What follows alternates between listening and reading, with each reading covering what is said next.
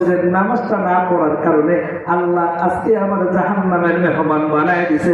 জোরে জোরে বলেন না নাউজুবিল্লাহ। এজন্য দোস্ত সবক দিয়া যায়, জাহান্নামীদের প্রথম কথা হবে নামাজে ছিলাম না, ক্বালু লাম নাকু মিনাল মুসাল্লিন। এটা আমার জবানের কথা না, মালিক বলছেন সূরাতুল মুদ্দাসসিরের 43 নম্বর আয়াত, আমি নামাজে ছিলাম না। জাহান্নামীরা বলবে আমরা নামাজে ছিলাম না, এই জন্য আমরা জাহান্নামে আসছি। পরের কথা বলবে ওয়ালাম নাকু নুতঈমুল মিসকিন, আমরা দুনিয়াতে গরিব মানুষদেরকে খাবার খাওয়াইতাম না, এই জন্য আজকে আমরা জাহান্নামে আসছি।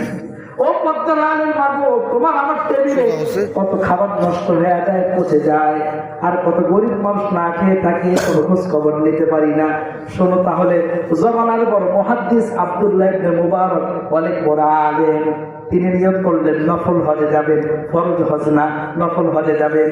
এই জন্য এলান করে দিলেন আব্দুল্লাহ